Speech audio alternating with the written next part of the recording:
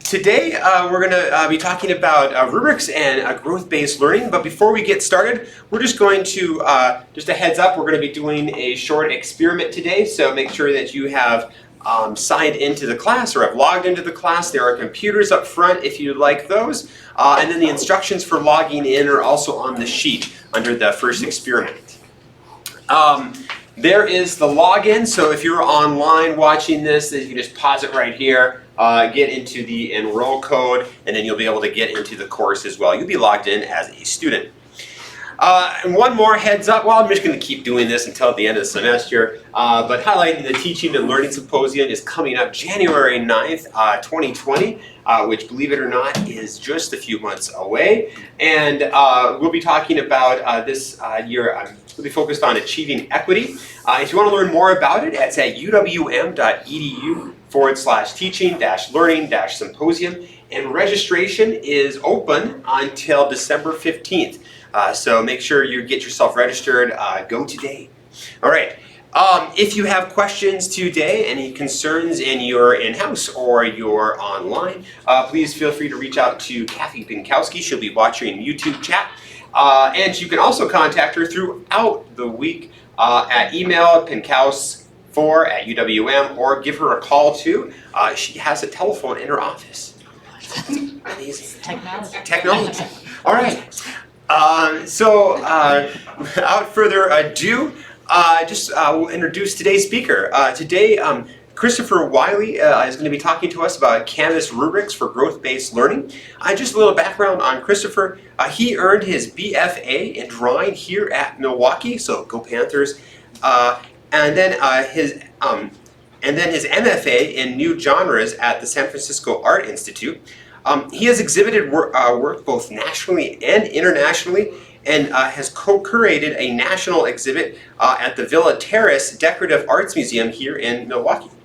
He is also a lecturer of both the first year program and the digital studios practice, which you have like a lab coat on from that today, which is so cool. I mean, I love the orange. Thanks. It's like very fallish. Yeah, you can't miss me. No, exactly. And today he comes to speak to us about his experience in the classroom with growth-based learning. So welcome, Chris. We'll get your presentation right here. He has already preloaded it for us, and I have it right here. Okay. Full screen. Thank you. Excellent. Well, thank you again for coming out. It's cold and getting dark faster and faster and faster, but I genuinely appreciate being able to share focus with you all and share some of this stuff. Growth over products, crafting rubrics through human-centered technologies. This is funny that I'm giving a lecture on rubrics because I've always been a little hesitant about rubrics, and I'll talk about that throughout this presentation. And what's going to happen in this presentation is I'm effectively going to be taking you through a chronology of the decisions. This is another way of saying taking you through a chronology of mistakes that I've made through the past, and little moments where myself or my team or my support supervisors, which I couldn't do any of this stuff without, helped me and guided me to something better. And then at the very end of this, I'll talk a little bit more about why I am wearing this lab coat, the Immersive Media Lab, and how that research and that kind of passion has come into the classroom. And that reconciliation has been a little difficult, to say the least. So we're going to start way back. I think I need to give some context for this slide, and that is I took over a class in 2011. It's called Art 118, and it's got a weird structure. It's a lecture, and then it breaks up into labs throughout the week. And so it started with this as the offer. Hey, can you infotain our students? They need a little bit more kind of pizzazz, and this class is just not working. Is there any chance you can fix this? And I'm like, well, sure, I'll try. I had a background at Apple. I was a creative there, and I taught people how to use the right click on an Apple for about 5 years. And I thought, well, I can definitely help people use technology to enrich their lives. At the time in my own practice, as Lane said, I was a creative. I am a creative, but I was literally painting with mud and making these perspectives, landscapes, and things like that. So my kind of inroad into this journey of pedagogy and thinking has been a little bit of a long one. So I take over this class, and it's all over the board. We have teachers who are teaching labs that are completely out of sync. They're not talking to each other. They're not even at all concerned about what's happening in the lecture. And so for 2 years I watch, and then I start to think about, well, what can we do? And at that time there was a lot of assessments that were happening, but there was no collection, whereas one student would go through one lab and they would have a completely different experience. And I see people nodding here. This is unfamiliar territory. So a part of the leadership that I was able to provide was to figure out, okay, how do we get on sync? How do we get to the same page? And then now that you understand the context, let's bring it to this idea of rubrics. In 2013, what was happening was there was a vast amount of yes-no binary assessments, and lots of grading. I'll show you here in a second. There was evidence of complacency, like people were just checking the yes box to get the grade. And that's one of my big sticking points with rubrics. And it was high stress. If you missed it at that point, you failed. You failed that one assessment, and if you failed enough of those, you failed the project, and it just became one of these things where people just wanted to know the right way to get the grade. And the best students, they just weren't engaged, they didn't care. And so that was problematic. And this is a little screenshot of D2L where you can see all of the assignment. I should tell you, this is just in the lab part of a 100 level class. There's a mistake here. I'll see if you can find it. That's way too much. I don't know what happened, but it just blew completely out of proportion. And so we, as a team, started to figure out what to do. I just wanted to share some of what the assignments look like.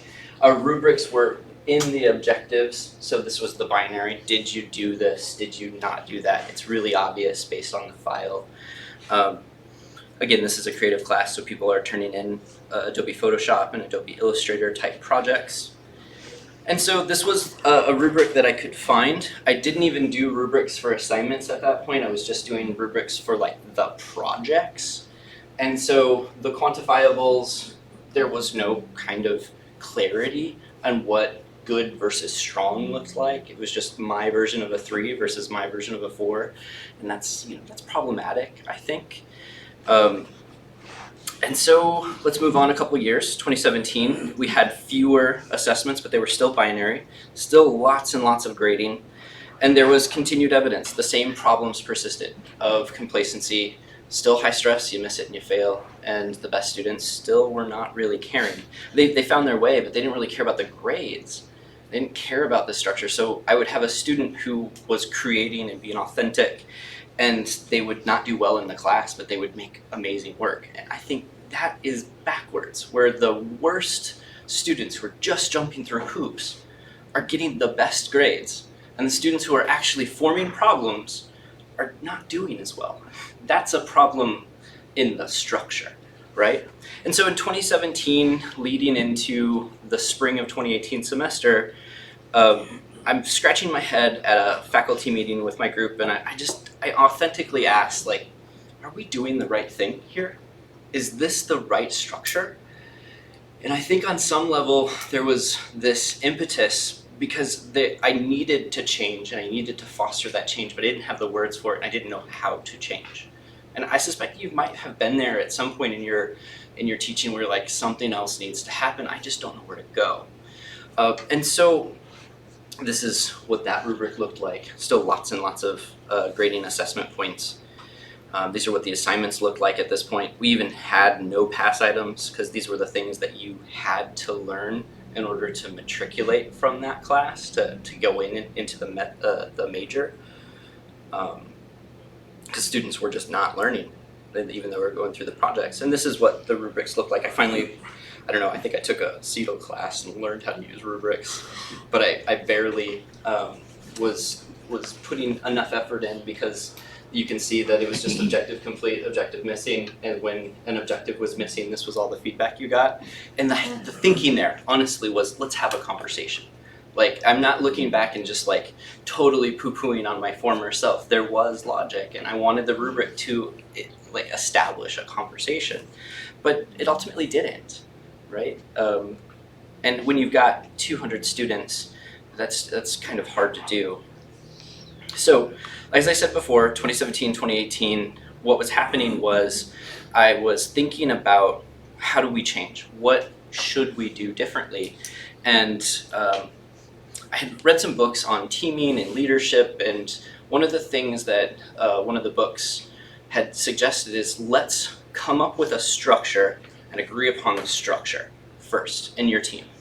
In this case, the structure of change. And so I made a Google Doc and I said, tell you what, over this next semester, anytime you have an idea of something that we could tweak or something that we could change, just dump it in here.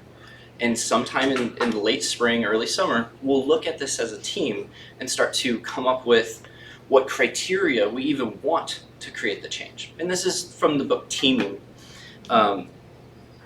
Getting Together is that book. And so in 2018, 2019, we started something called Project Slalom.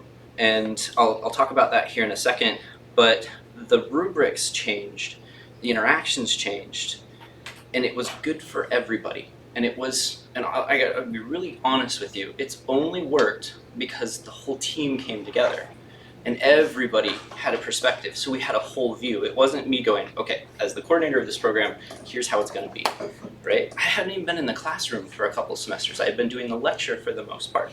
And so what we saw in the rubrics and what we saw in the interactions was that it was growth-based upon iterations. Which if you think about in the real world, you turn a paper in or you turn whatever it is in your field, and it's not quite right, you get feedback, and then you iterate based on that feedback. Well, why are we training that there is no iteration? Why are we saying, okay, you had one chance to get that carrot, guess what? You didn't get it. It's gone.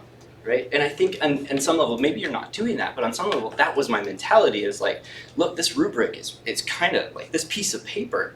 This is our law. We've agreed that this is the thing that gives you carrots or gives you sticks. And if you don't do this right, then there's a problem. And this helps us have that conversation.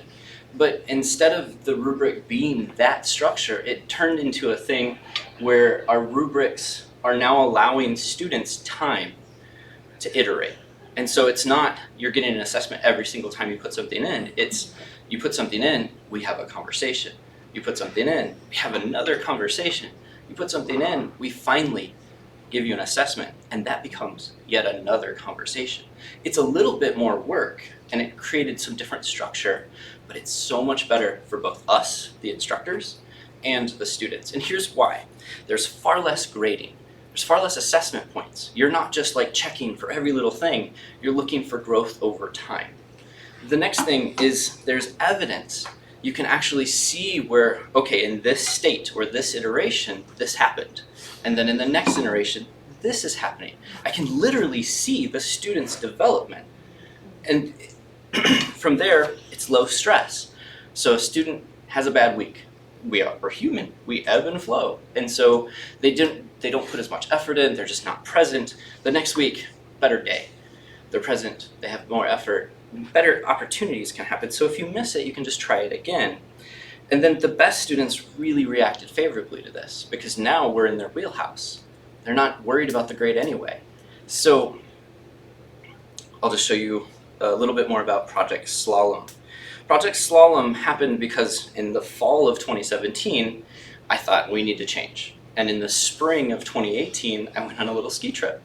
And I saw this instructor, this one-on-one interaction between an instructor and a student. And the instructor was, on the first run, it was like over at Sunburst. So every run was like 3 minutes. So I was on the chair more than I was on the hill.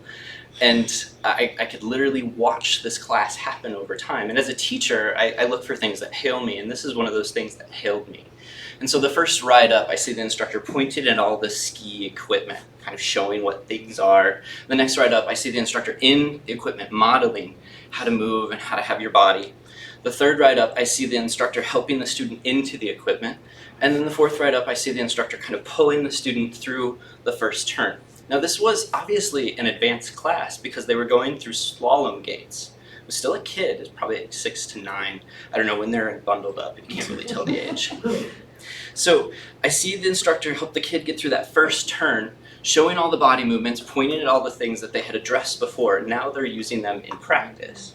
And then I go up the next hill, I see the instructor take the kid through the second turn using slightly different body movements, but still the same equipment. And I thought, gosh, once that happens, the kid will have enough momentum and enough understanding to go down the hill and choose which gates and how they get to the gates on their own. The instructor just helps them by establishing the germane knowledge, by establishing some of the things that are best practices that the kid needs to emulate. And then, once the kid understands those first 2 turns, the kid can then riff and remix and make it on their own. And I thought, maybe we can put that in the classroom. And so I presented this hokey metaphor to my colleagues. And I say hokey because they called it out as hokey. They're like, that's just oversimplifying. And I'm like, yeah, but it works. Like, it works as a way to talk about this story, to change our mind.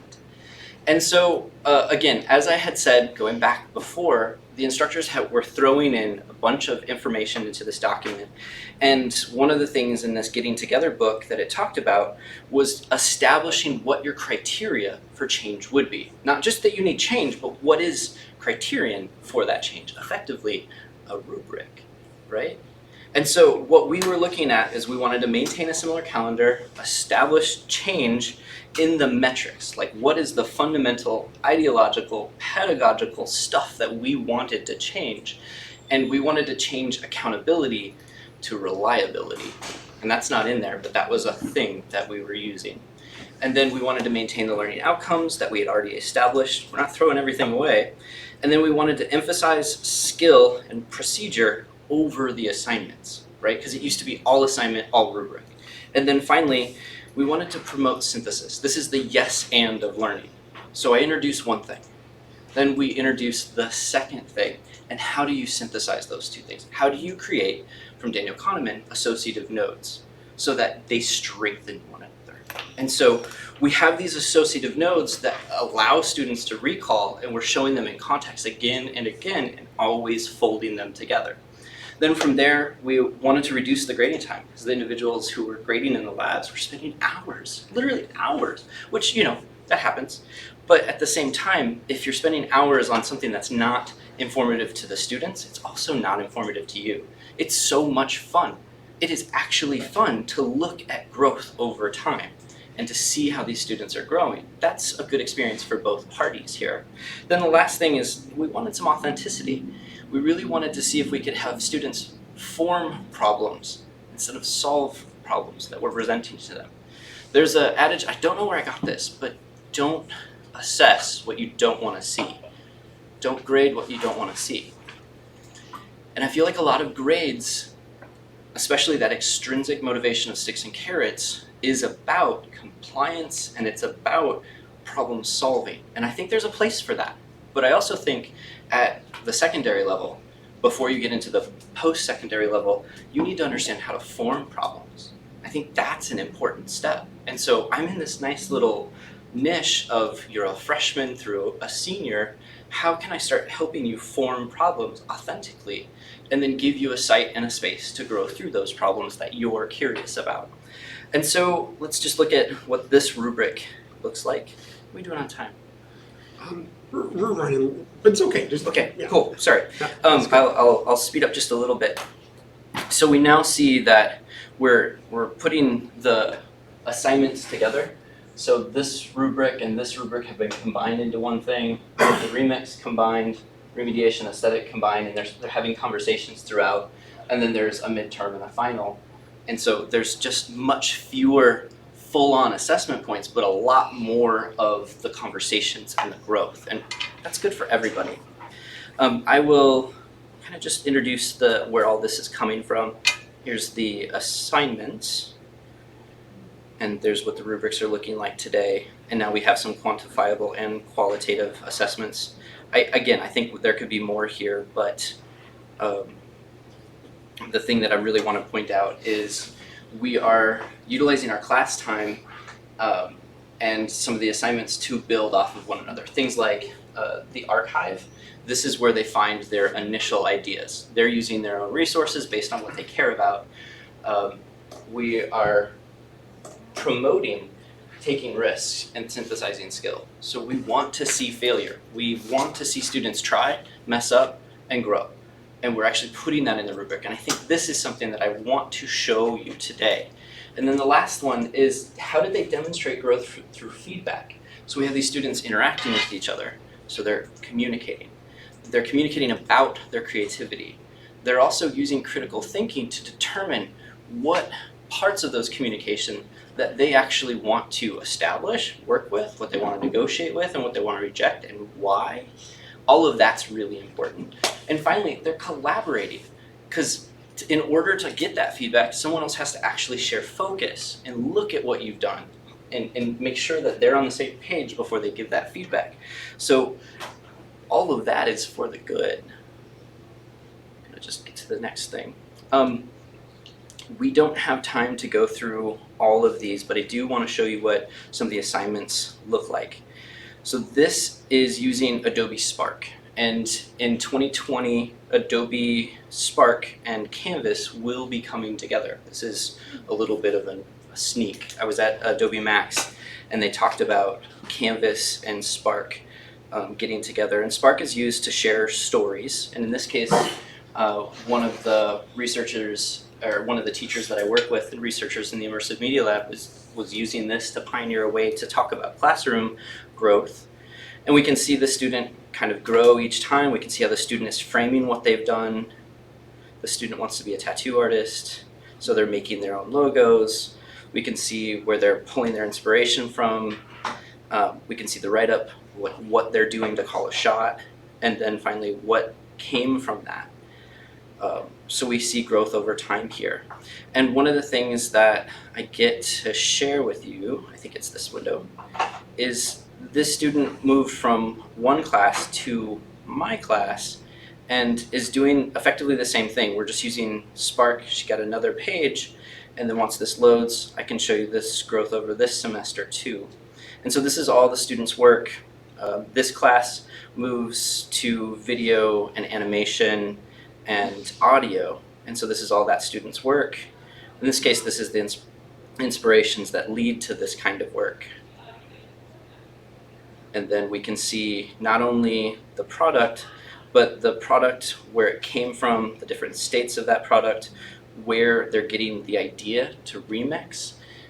So using YouTube to find their inspiration. And then finally we see the states of things as they grow.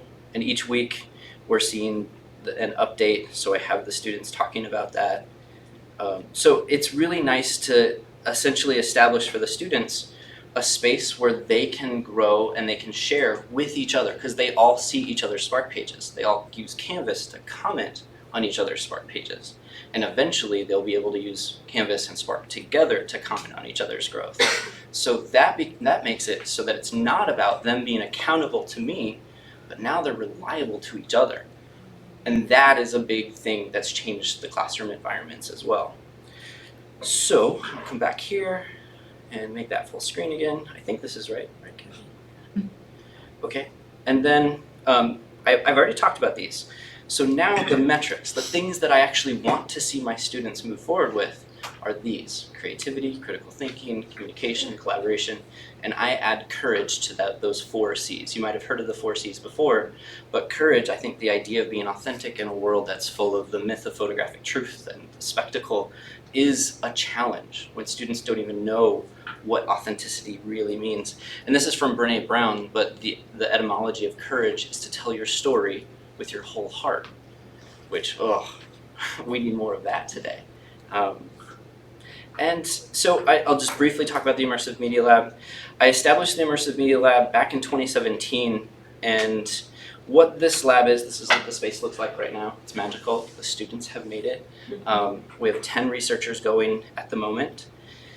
And our mission in the space is anti-disciplinary. So we have people from all over the campus coming in. So it's not just artists and designers. It's information scientists, and psychologists, and business students, and engineers, and you name it. Specifically computer science and artists are in the community as well. But we conduct collaborative research on emerging technologies, and it aligns the spheres of science and humanities, and we investigate and promote sustainable options. So that's what the space is. That's what people are doing in the space. But what I'm doing is kind of running a skunkworks learning science space. So I'm using their research, they know about this, to essentially track and look at how long it takes for someone to grow, what kind of influences they have on each other if they're all growing and authentically sharing their work together. And then from there, I'm pulling all of this data from a Slack channel and putting it into something I'm calling the creativity engine. And so this is in progress. This is what that Slack channel uses. My partner works with the physics department, and I noticed some scientists using this. And as an artist, I had never heard of it. I was like, wow, this is like social media, but it's like proper. So what if I just appropriated this and used it in my research? And so we created a Slack channel for this. Then what they're doing is they're sharing these documents. Now this is something else that I'm kind of proud of and I'm excited to share with you all. Since I had engineers and scientists and artists, well, they all have different methods. And so I just looked at the scientific method, design thinking, lean and agile workflows, and I found correlations and I put them all together. The scientific method didn't just pop into existence, it evolved over time. So I gave myself the permission to just continue that evolution for what my needs were. And so you can see things from the scientific method, but you also see things from lean and agile, and you absolutely see things from design thinking. So by putting all these things together, it gives a student a structured venue to share their growth. This is my rubric in this space. And everybody, myself included, everybody shares their own rubrics. And what that looks like when people share is this right here. I'm just gonna finish with this video. And I'm not gonna play the whole thing, obviously, because it takes a while. Just mute this out. You're seeing 3 different versions. So I brought my laptop for those who are here, and I have the final version of the creativity engine. This is the first time I'm sharing this with anybody in this field. You are my peers. I'm being vulnerable and open and honest. I might be wrong. I only know what I can see. But what I see here is space and time. So this is a 24-hour period. And then each one of those colors is a creative agent or a researcher in my space. I see how long they're spending on this research and the kind of research. Is it passive? Is it active? I then see how they're talking to each other in the network, and you'll start to see these little interactions that happen over time right there. And what I'm excited about is I can literally see where an idea, this is pulling from Daniel Kahneman, the idea of an availability heuristic. When the short and easy way to think about that is individuals who fire together, wire together. And so because somebody over here is thinking about color and theory and perception, someone else over here is thinking about color as well, but they're thinking about it from 2 completely different perspectives. Well, eventually they start to share that perspective. And so there's this thing that I call it sharing focus, but it's recursive co-association. We have 2 people who have the same kinds of covalence around a concept, but completely different strings attached to it. And I find that is the recipe for creativity. That's the recipe for emergence. And so that's what this system allows me to see.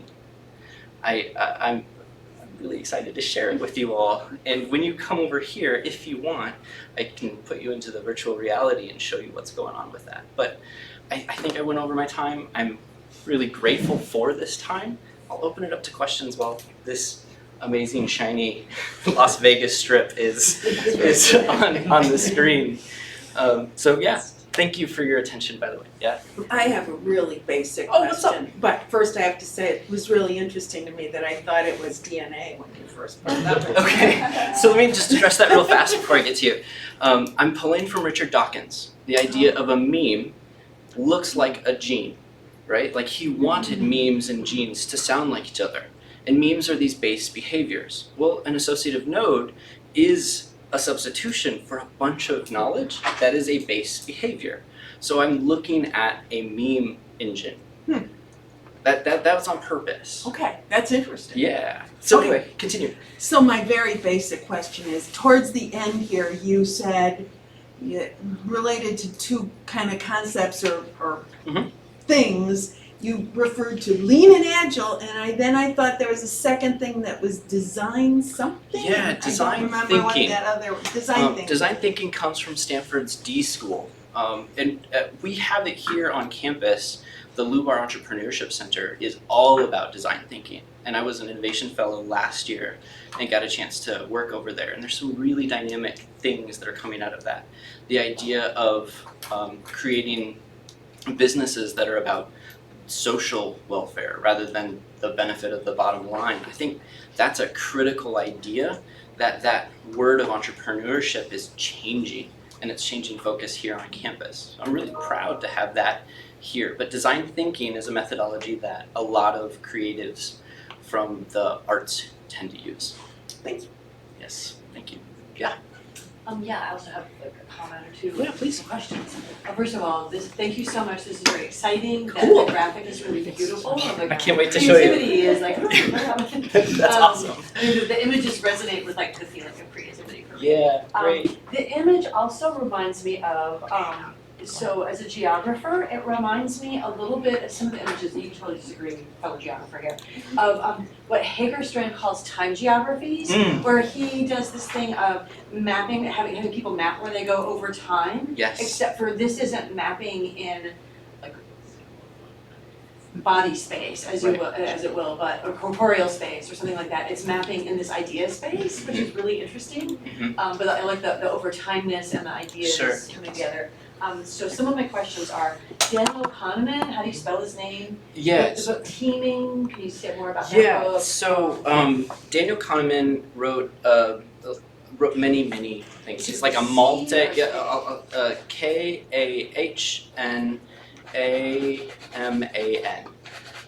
I Google it and it will spell it correctly. Pretty sure that's how it's spelled though.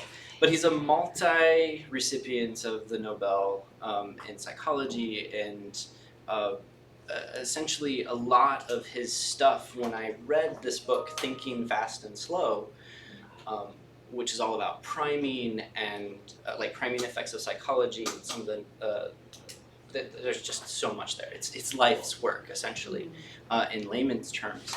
But it gave me language to put onto this thing that I had like intuited and that I had followed, right? And so when I said I only know what I can see, this is a Kahneman kind of thought, and that is I don't know what you're talking about with this time thing, but I want to meet you and know what you're talking about so that I can see what other thinkers who put their entire lives or their, a big part of their career and emphasis into, so that I can appropriate that.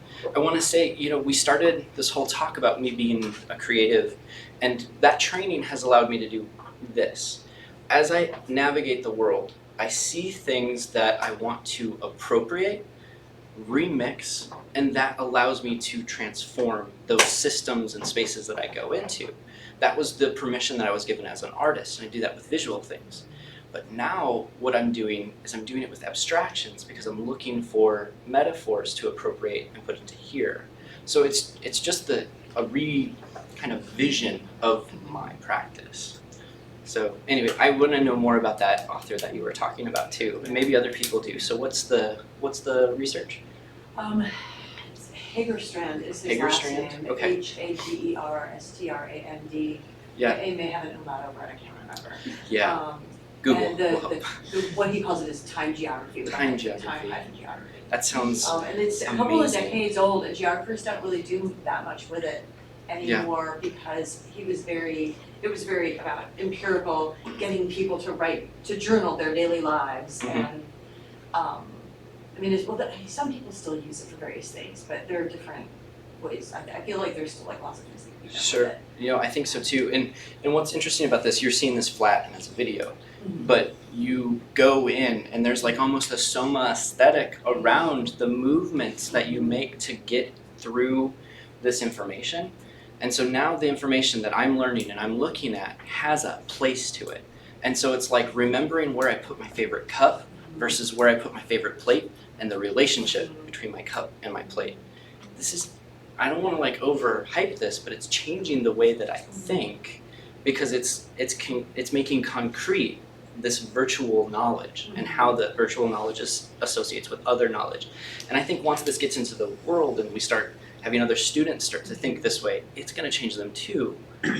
Maybe I'm wrong. I don't know. What is your concerns? The growth over time is really interesting. The iteration, versioning. I think that Yes. is fantastic. But what are some of the issues regarding students who start off from a lower place and have more potential for growth versus someone who Tons of did growth. something, who's already up here, and then the growth might not be as much, or Yeah. the growth is in the middle, and they move Yeah. a little bit. Is there any issues regarding I think this is, quantifying growth? yeah, this is a great question. And the truth is I should create some personas to kind of establish the journey map of these students. What does the persona of somebody who's coming in, who's let's say a straight A student and knows how to solve your problem, knows how to basically game a rubric, and just wants to be told, how do I get an A in this class? Versus someone who has no skill and a ton of curiosity, and they need the actual introduction to the schemes in the first place, versus someone in the middle who's like, look, I'll do this if it's practical and pragmatic and interesting, right? And I think that is a simple kind of gradient of different users that could go through a course like Art 118 or Art 212. The challenges are kind of what I just said. When I tell a student, hey look, you have to do this on your own, and there isn't a clear, this is how you get an A, I get immediate, just tell me what to do, right? Like I just want you to tell me what to do so I can get my grade. So that becomes a hard conversation, and a conversation that kind of talks about what's important for them in this, like how do they take agency and claim their education rather than the Paulo Freire waiting for the bank to deposit. Yeah. Lane, Let's go on to the next segment. please, yeah, 'cause I'll you have a ask you whole some- amazing thing too. Yeah, no, I wanna, just so that we can look Oh, at of some of course. the fundamentals. Of course. Oh, thanks. Yes, of course, and thank you all, by the way.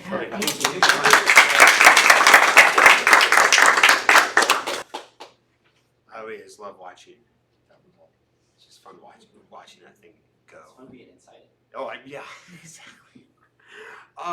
So one of the big things that I think, even not just talking about the technology, but that Chris is talking about is that this growth mindset and, really assessing growth is something that you really have to kind of develop, right? You have to be deliberate about that, right? So it's not something that you're like, oh, okay, we're going to start focusing on growth. We're going to start doing that this semester. It's something that you really seem to have to develop over time, right?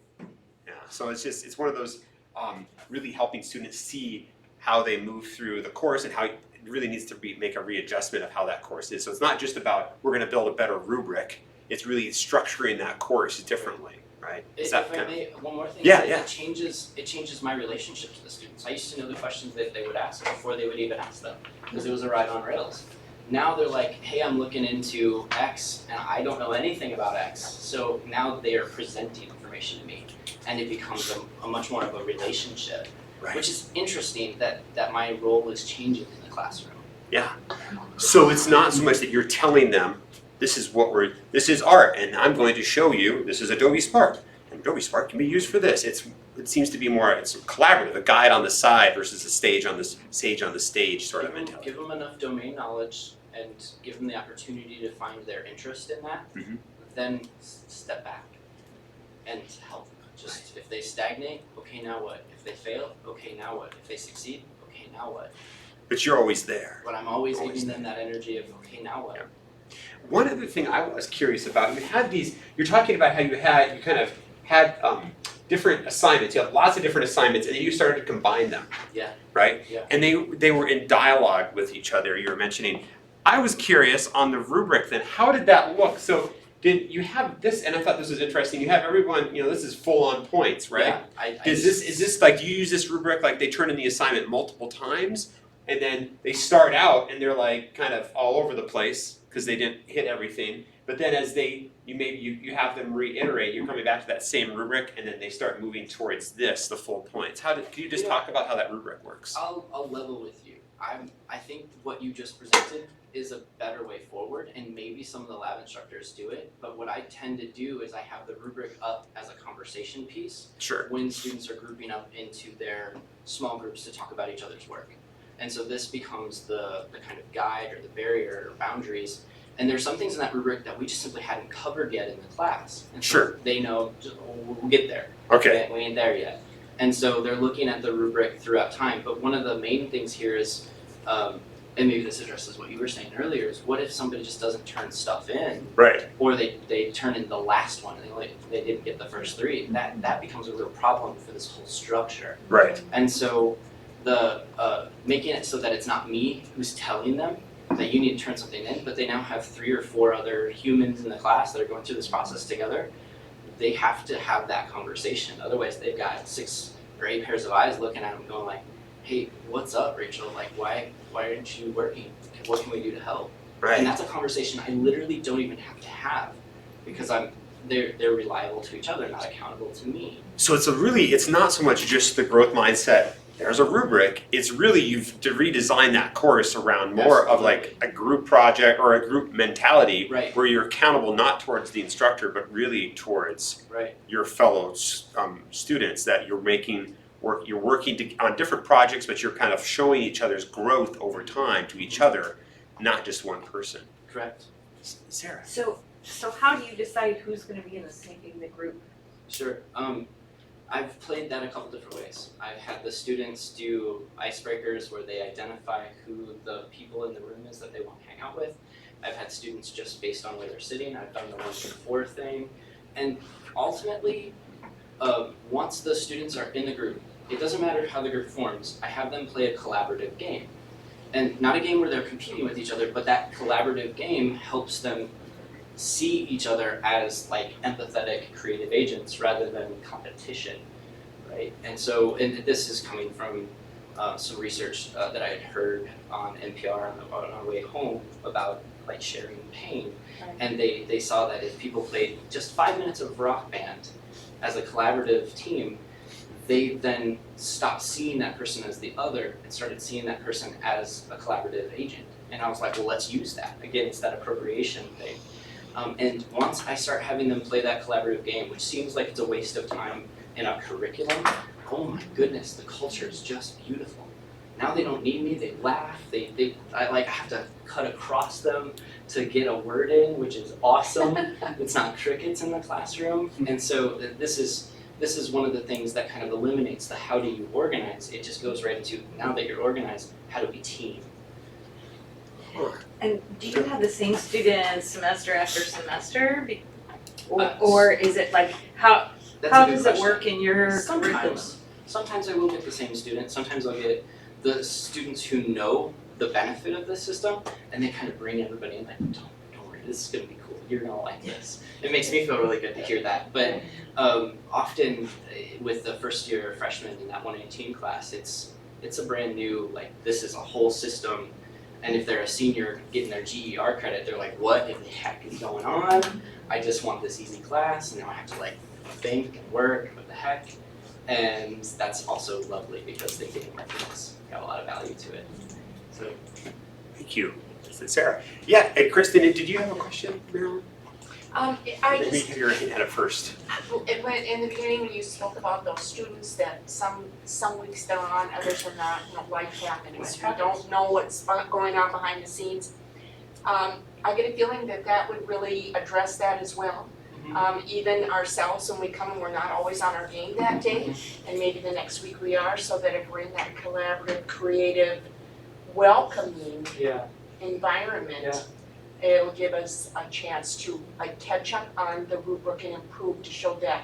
Because ultimately, that's the goal, I That's the think, goal. right, to get all those Well, the and to goal, show evidence of it. this is just one moment in time with those students. The goal is to get people to see each other, to collaborate, to communicate, to critically think, to be creative together, and to be like honest with each other. So those are my goals. That's what I want to assess and I want to see regardless of the content of the class, right? And it's an ideological shift. It really is. But one of the ways that I think I can conduct something like that is every Monday, the first 15 minutes of class, we dip our big toe. It's like dipping your big toe into the cold water of a big pool, and I just have them talk about what they've been doing, what they've been watching, what they've been reading, seeing, what's happening in their lives, in their small groups. And I'm not listening in on those conversations, it's for them. And then about halfway through that 15 minutes, I'll say, all right, turn this group and get to the class. Show what you've been doing in the class. So it starts cultural social and moves to what are the boundaries of this experience. And since I'm the instructor today, I get to preempt you, Kristen, and pop in something else.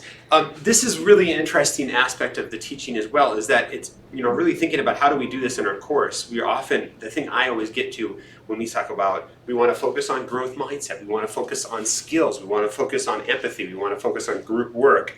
Like, I got to get the content in. I have to teach them a certain amount of material, right? And that really goes back to what is the class space really good at?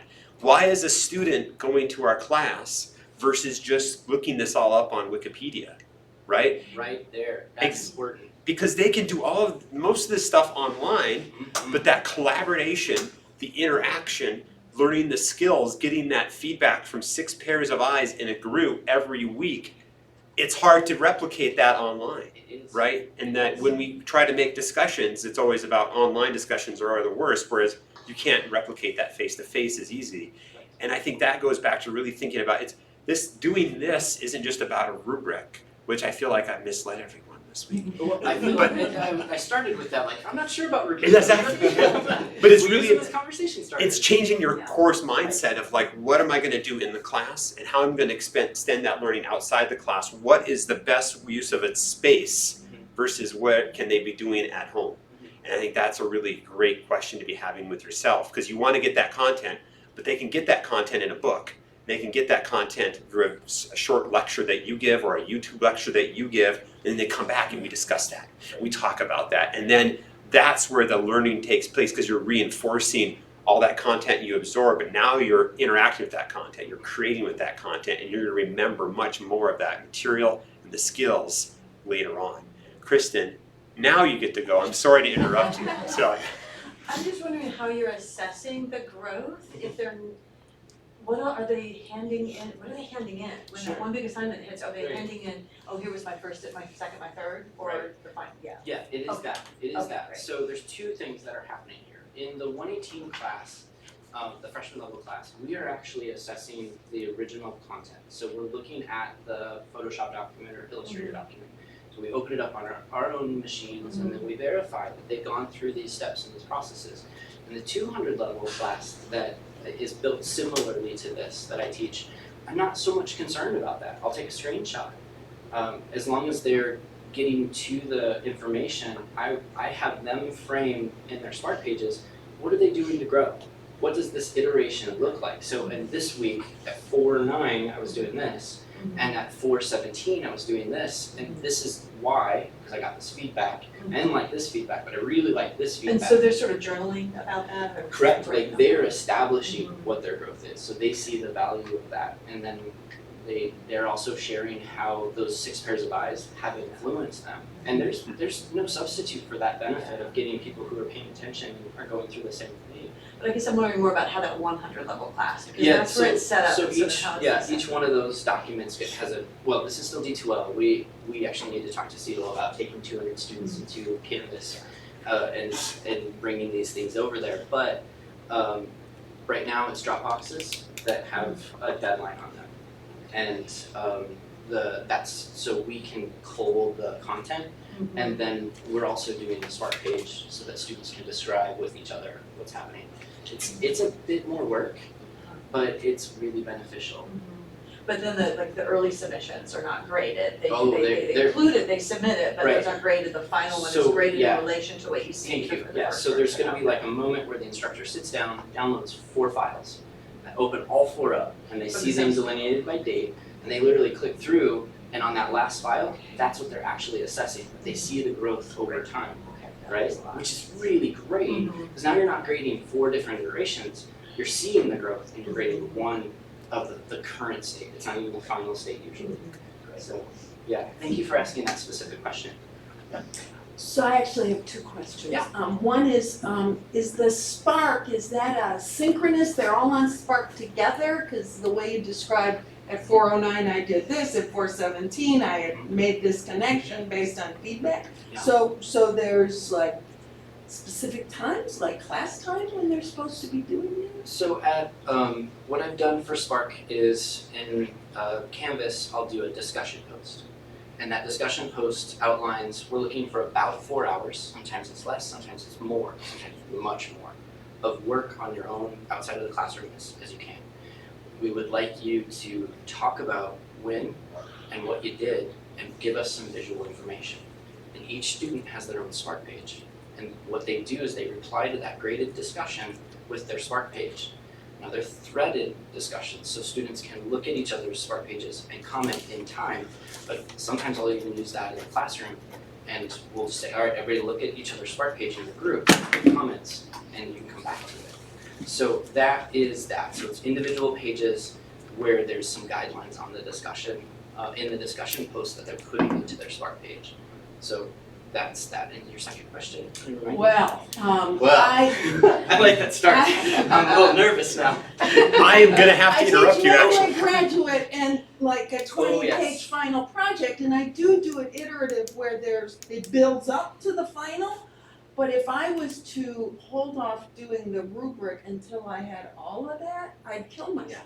Yeah, I will quickly answer this because I did hear Lane say he wants to I did. We have to get, sorry.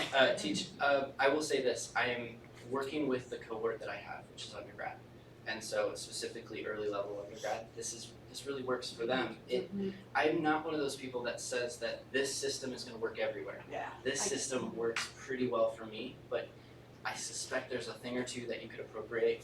Yoink, Oh, yeah, I remix. already made some notes Okay. about things. So, yeah, there you go. And that's- You honor me, thank you. That's perfect, thank you. Yes, they appropriate what you can, because it's not gonna be able to be applicable across all situations. No.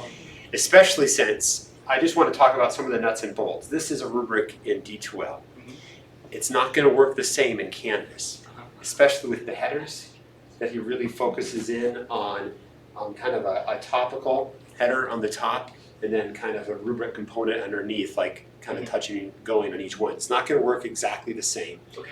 I'm gonna send off in the lab notes today, I'll talk a little bit about the different structure. We have talked about rubrics before, so last spring with Ann Radit, we talked more about the nuts and bolts of rubrics, and 2 weeks ago with Shelley Lund, we talked about outcomes. And I think if you look at those 2 active teaching labs, I think you'll be able to combine and get fairly close to what Chris did in Canvas if you combine rubrics and outcomes. I'll talk about that in lab notes, but really it's about combining Ann Radit's presentation from last April and Shelley Lund's presentation from 2 weeks ago, which is November 6th. So that's where you're going to be able to use these headers and having different topics underneath those. So it'd be combining those 2. So I'm really sorry we aren't going to be able to go into those today, but I'll get to those in a lab notes today that I'll send out to you today or tomorrow. And I think that would get you fairly closely so that you can show this growth over time. And I really like some of these topical outlines of what's happening here, and then the really important outcome you're going for, and then what's the components of that. Canvas doesn't quite replicate this. And then again, it's going to look slightly different. So we'll talk about that in lab notes, but please refer back to Ann Radit's and Shelley's presentation. Those will get you basically the nuts and bolts of that, along with the lab notes from today. I'm going to minimize this, and we're just going to do that back end bumper. Again, Chris is going to be able to stay after today, and you can can put on some virtual reality goggles, which is amazing. I'm so excited about that. And check out that space, that learning space, that time, that Gene meme, which rhymes, conveniently enough. Please, we're going to move on to then wrapping this up, and please do take a moment to fill out the blue handout today. I really appreciate that. We really use those to help improve every week. Also, if you've missed a couple labs, we have the handouts from all of them over on the front sheet from this semester, so feel free to take those, though they're all available virtually online as well in the Active Teaching Lab course. And that's what really Lab is all about, is sharing ideas today or learning new things from Chris. Working as a community, it was so amazing, the question and answer today. I really appreciate your participation and coming together and just bouncing ideas off each other. I was really learning, I was writing things down all the time. And then of course, we always have food as well. So let your friends know about that. There are always bagels and coffee. And let your friends know about, and your colleagues know about Active Teaching Lab, and do feel free to bring a buddy as well. So it's always fun with more people. Next week, I heard there is this national holiday, Thanksgiving, and so there will be no Active Teaching Lab next week, just to let you know. We're going to have next Wednesday off, and then we'll be returning again. What is that, December then? Good grief. It's December. So no Active Teaching Lab next week. We'll resume again after the break. Thank you so much for your time and attention today. I really appreciate it. Have a great week. Have a great Thanksgiving, and we'll see you later. Thank you all. Appreciate it.